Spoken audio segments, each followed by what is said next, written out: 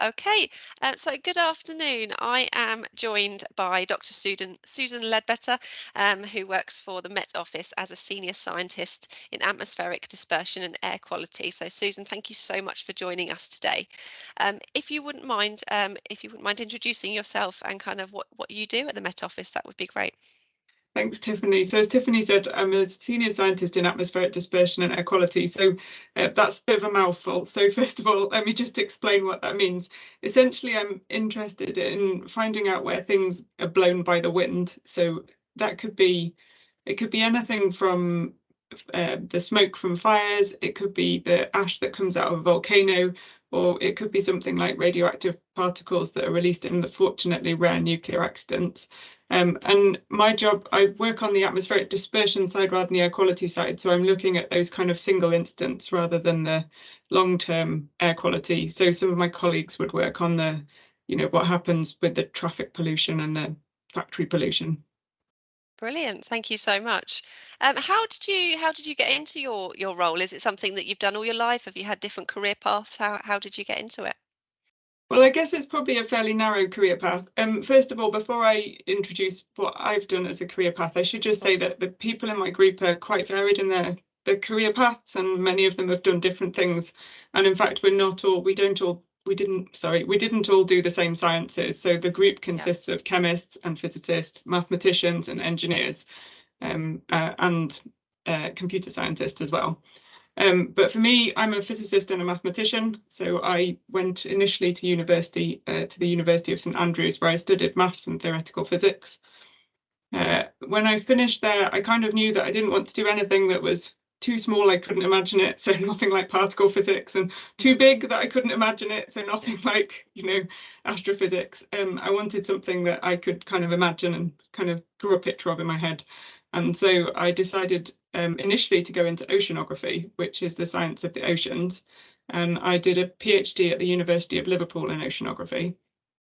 When I completed that, initially I stayed on and did a job at the University of Liverpool, which actually involved going to sea for a month and a half to Oh, collect wow. measurements. So slightly different from your average Yeah. sitting at a computer job. And then from there, I moved to Duke University in Durham in North Carolina in the States, again, to carry on with the oceanography side of my career. And I spent 2 years out in the States. And while I was there, I sort of looked at the university career path and how you would get into becoming a lecturer and carrying on with university style research. And at that point, I decided that wasn't the career path I wanted to follow. So the first thing was that I didn't want to become a university researcher. And then secondly, at the time I was looking at oceanography in the context of climate change. And whilst I'm passionate about climate change, it's in the research side, you're making small increments to a big problem. Yeah. And I wanted to do a job where I had an impact on people in a very short space of time. And so I spotted a job at the Met Office for an atmospheric dispersion scientist and applied. And the rest, I guess, is history. So I then moved to the Met Office about 13 years ago now, and Wow. became an atmospheric dispersion scientist. And I guess just to kind of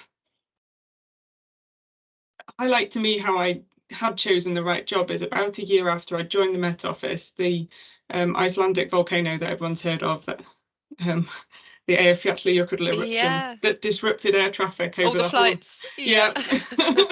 So that erupted, and yeah, so we were very, very involved in the forecasting for that. So that kind of reinforced that I'd chosen the right career path at that point. Oh, that's great. No, thank you so much. And you've been at the Met Office for 13 years, so you must enjoy it there. Yes. That's great. Um, are there any common misconceptions about your role? So what people may think that you do compared to what you do, or anything like that? It's an interesting, yeah. So I think people don't realize quite how much time we spend at computers. Yeah.